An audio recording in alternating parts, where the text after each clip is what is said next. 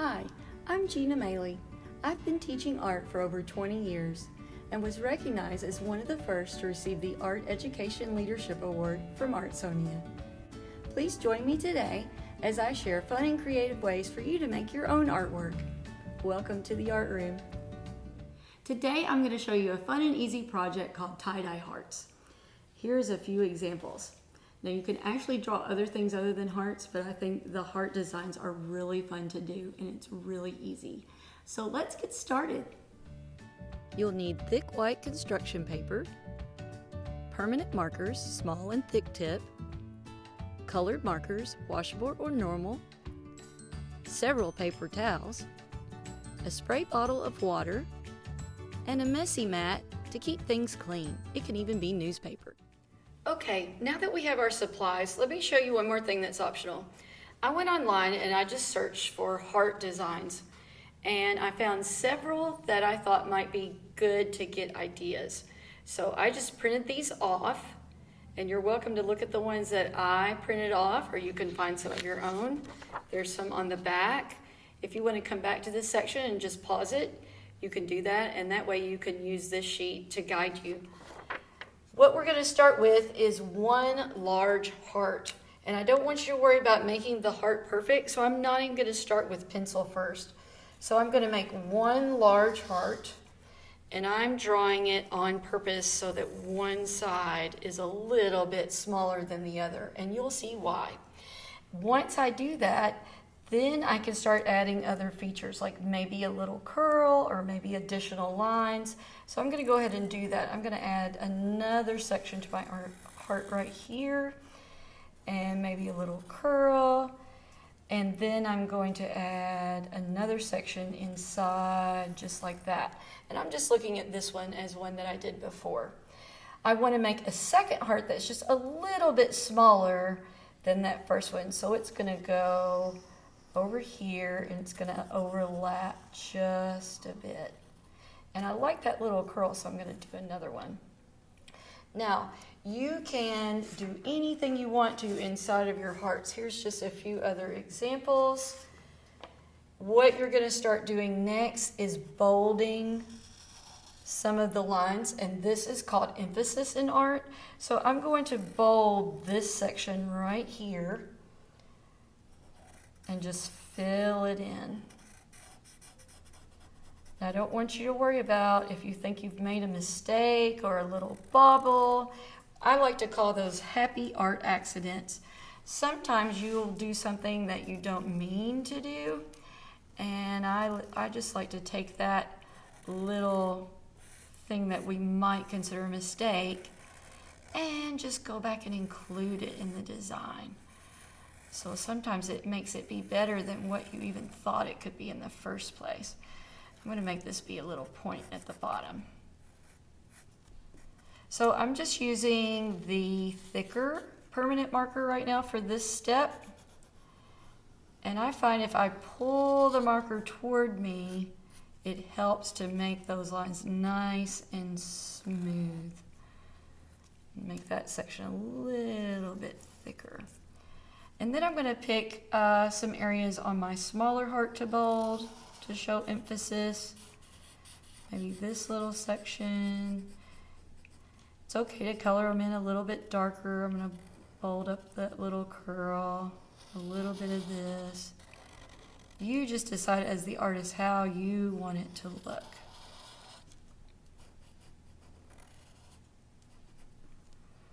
Okay, next we're going to start working on patterns. Now in art, a pattern is anything that is repeated in a planned way. So something that repeats.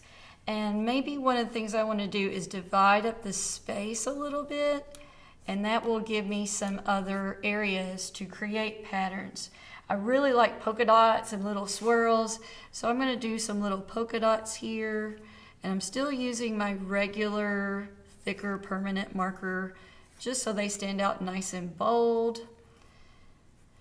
You can also move to your smaller marker, and that's going to give more fine lines. Maybe I do little diagonals that repeat.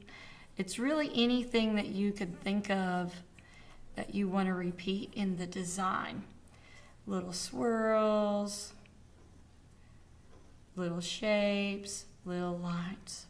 So just spend a few moments working on adding little repeating patterns.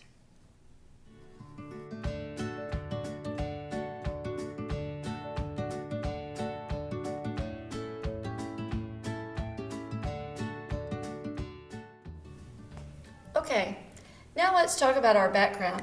The background in art is the area that's behind the main objects, and our main objects are our hearts. So we want to add just a few little fun designs in the background. This is where these papers will be very helpful. You can make them look almost like little plants or little flowers. You can add more little swirls. It's really up to you. So you can decide what you want to add in the background. You can even add more little hearts in the background if you want. So I'm going to add a few over here.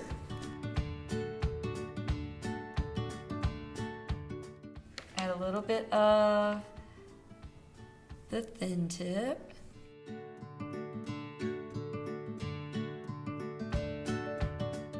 And then any other little things you think might be fun. Little swirls, little lines. Just things that make it look more interesting.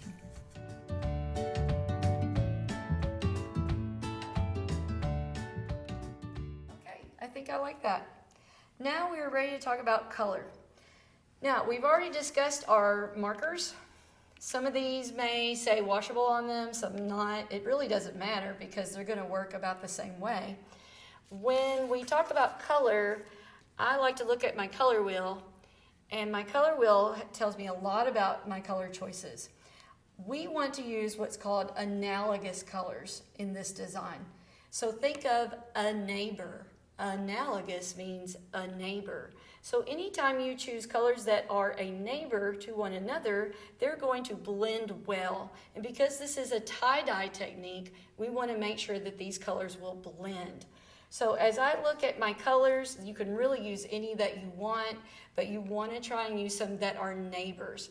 So when you choose a color, the fun thing about it is you do not have to stay right on the line. So I'm just going to go kind of like this. It doesn't have to be super neat. And I'm going to change and maybe do a little bit of this color right next to it. Maybe do some of this. The fun thing is when we put the water on, it's really going to blend out and spread. So you don't have to worry about staying in the lines, which makes this really awesome.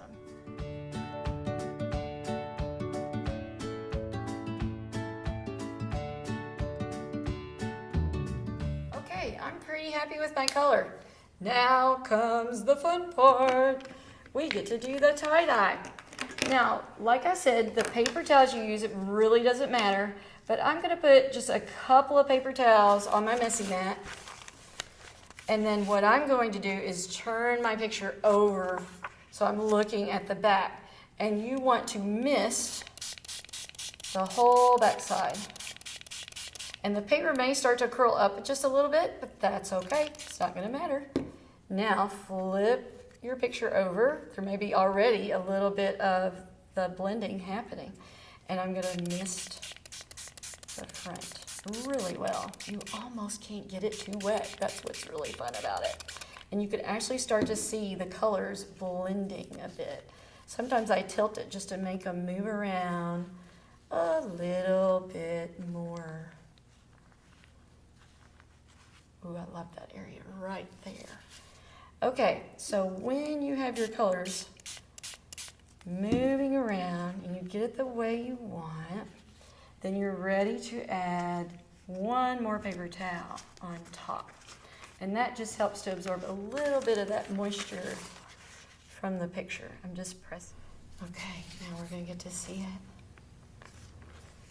it. Ooh, I love that. Now, I'm just going to leave this on my messy mat to dry. And then I've got this beautiful picture. As you can see, when they're dry, they kind of keep that tie-dye quality, which is really fun. These are great to turn into cards, or you can write a special message to someone, keep it for yourself even. But I want you to try this with some friends or show someone, share your art that you've made with someone else, and just enjoy the process. I hope you enjoyed creating your beautiful tie-dye hearts today. Remember to always believe in yourself, share your love of art with others, and make the world a more beautiful place.